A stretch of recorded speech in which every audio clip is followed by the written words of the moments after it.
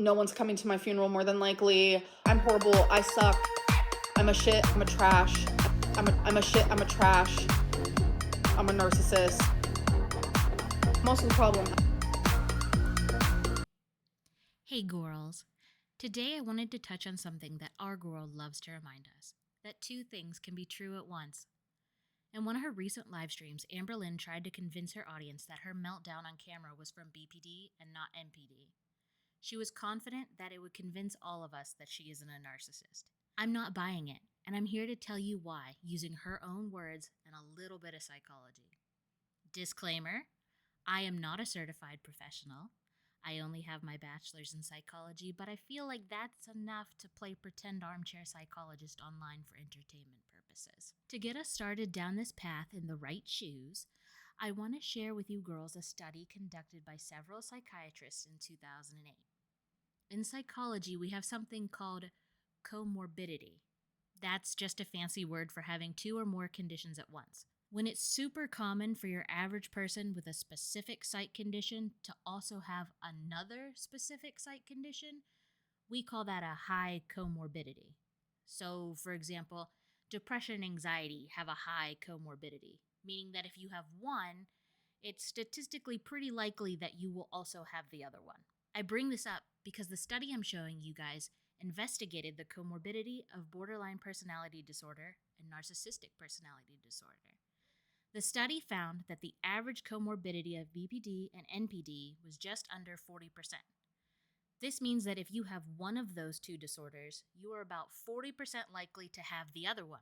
Amberlynn went through what I assume was a ChatGPT list comparing a narcissistic rage and a BPD meltdown, and she emphasized how her behavior was totally more BPD to you guys. So I'm going to go ahead and go through the same list that she gave us and use her own words from her meltdown to argue that her behavior could just as easily be from NPD as BPD. Disclaimer: I'm not saying that she doesn't have BPD. I'm saying that given the high comorbidity rate, that two things can be true at once. 1.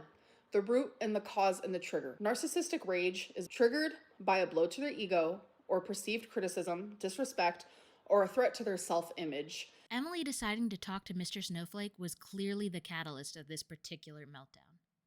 Given that the clips I'm using are from before Snowflake actually released his text messages with Emily, her reaction was based on her perceived impending criticism from the community, the damage to her image that Emily had the potential to do, and the disrespect of Emily going behind her back and talking to someone that Amber viewed as the enemy. Speaking of criticism, Amberlynn lashes out anytime someone in her chat accuses her of being a liar, which is honestly surprising to me. You'd think she'd be numb to it at this point, with how frequently she gets accused of lying, on account of how frequently she doesn't tell the truth. Not lying isn't the word. Not saying? Yes. And yes, lying by omission is still lying. Amberlynn also admits that when she feels betrayed, she jumps straight to yelling, and not just regular yelling, but intense yelling. During my crash outs, I will say that I'm a yeller. I go up 5 octaves. 2. Driven by shame, humiliation, or a sense of being less than.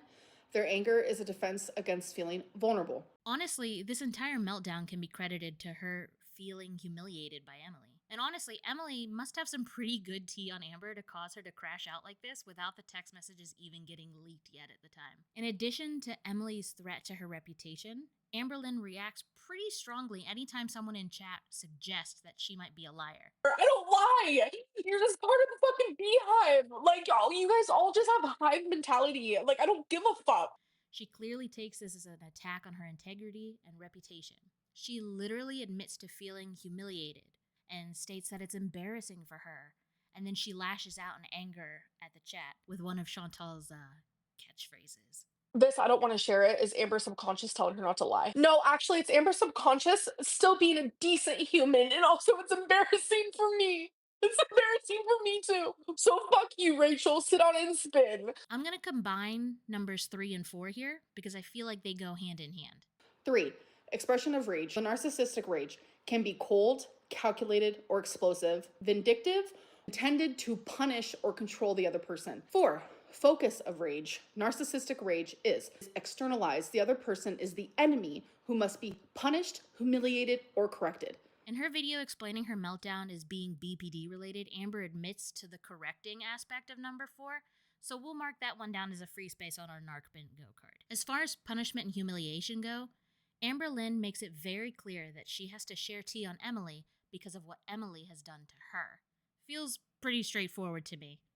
Whatever Amber thought Emily was going to share about her to Snowflake warranted airing out Emily's dirty laundry and insisting that she had to do it because Emily made her.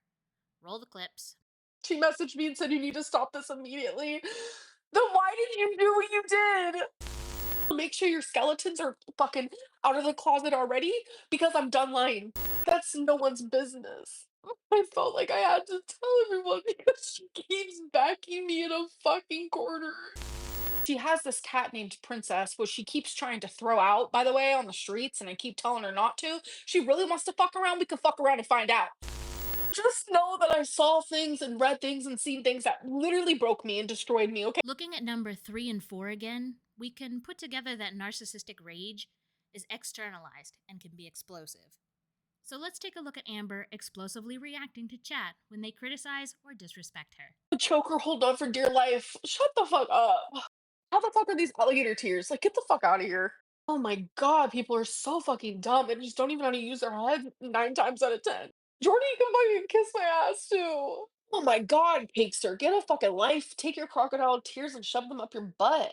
But Browse, you're a fucking idiot. Just get a life, bro. You are the most like narcissistic. Like in the 73 people who thumbs that up, like go sit on it and spin too. In the psychology world, we refer to this as projecting. It's when someone takes their own unacceptable behavior and puts it on someone else. It's a defense mechanism that makes someone else the bad guy for something they're struggling with internally. Let's also take a moment here to note how she mentions how many people liked the super chat. Don't forget, everyone, narcissists often obsess with social media, equating things like likes with worth and value.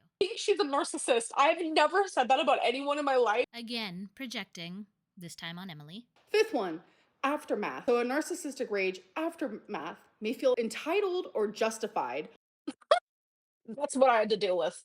And then she started like hysterically, "How come you pushed me?" I'm like, what is actually happening? Amberlynn justifies her behavior during this rug incident because she said Emily didn't care about her feelings. But it's evident she doesn't care about Emily's feelings either. I don't know what went on in that room that night, but clearly Emily's perception was that she was being DV'd. Amber mocking Emily, accusing her of shoving her, isn't exactly caring about her emotions. Notice how it's important that her emotions are being tended to, but not others? That self-centered mentality is toxic. And Amber flat out states that she can be toxic, and she excuses the behavior, saying that's just how it is. I'm not gonna lie and say I'm not toxic. I feel like a lot of people with BPD are, and a lot of people with BPD aren't. It's just life.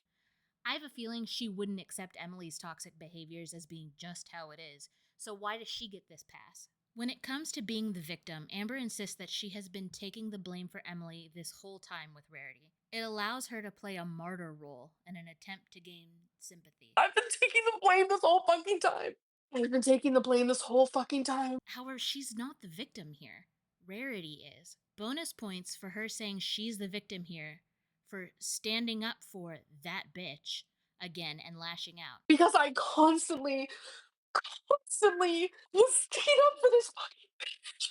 She's seeing the victim in this scenario as whoever takes the blame, aka who is getting the shame and the criticism online. But when it comes to an animal getting out and likely no longer being with us, the victim isn't who is blamed, it's the animal. Bonus round, it might not be narcissistic rage, but pointing out superficial things like appearance when having an emotional breakdown certainly isn't indicative of narcissism. The makeup is all like not there anymore. I have like black eyes. This is gonna be on the internet forever. Cool. My eyes are swollen from crying. I look horrific, but thank you. My face was looking weird. Oh my god, I'm so swollen. My eyes are gonna be all swollen. Damn, I look fat. So that's my little armchair analysis of how Amber being a BPD girly pop and a narcissist can both be true at once. Thanks for spending some time with me. Bye, girls!